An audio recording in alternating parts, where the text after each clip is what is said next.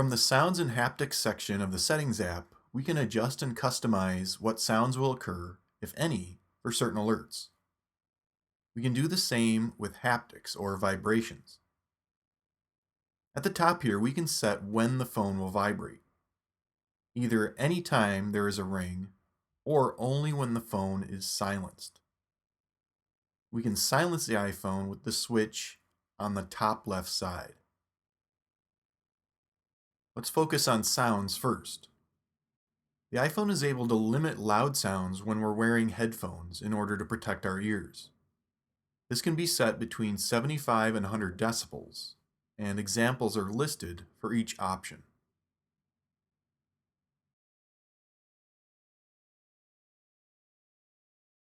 In the ringer and alert section, we can adjust how loud the iPhone speaker will be when a call or an alert comes in. As I move the slider, my ringtone plays at that volume, so I know what to expect.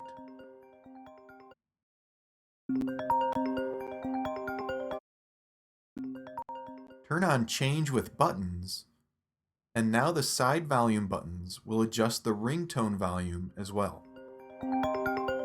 With this off, I can increase or reduce the volume for a song or a video, and the next time the phone rings, the volume will remain at the same level that I have set here. I find it nice to have a consistent ringtone volume, so I usually leave this option off. Below, we can set various ringtones and alert sounds for different alerts. So if I go into my main ringtone, I can select from a pretty wide variety of built-in ringtones. Just tap on each one for a sample.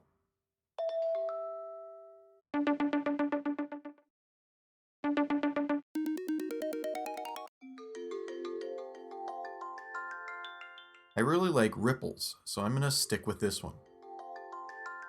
Notice that we also have a tone store where we can buy and download ringtones that can be sections of popular songs, TV and movie themes, or even quotes.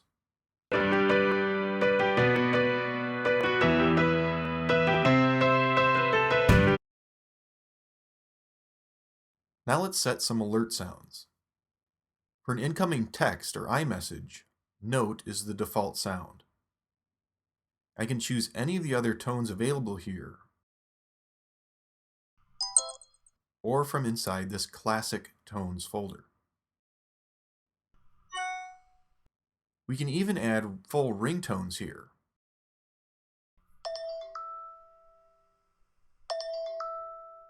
But they can be pretty long, so you might not want a 30-second ringtone playing every time a new text message comes in.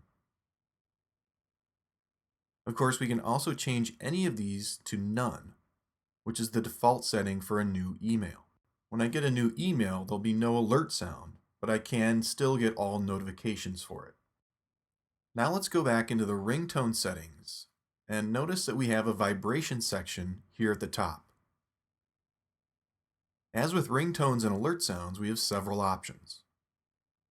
The synchronized vibration is the default for a ringtone.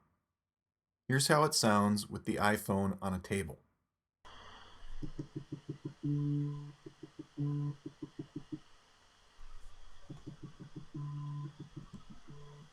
Tap on the other options to feel that vibration.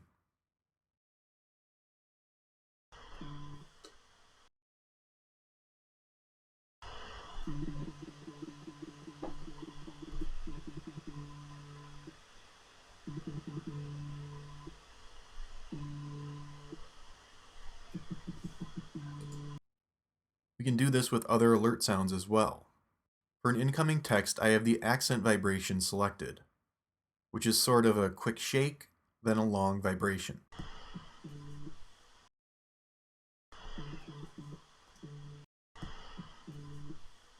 At the bottom, we can create custom vibrations by tapping on the display in a certain pattern.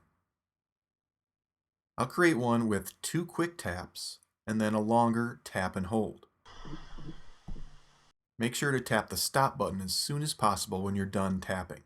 Then we can play it back. Hit record to try again, or tap save to keep the custom vibration. It's saved down here in the custom vibration section, and I can use it for different alerts.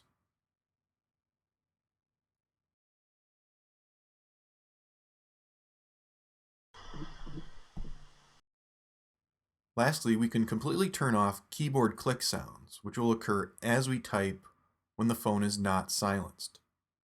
Turn this off to never hear them.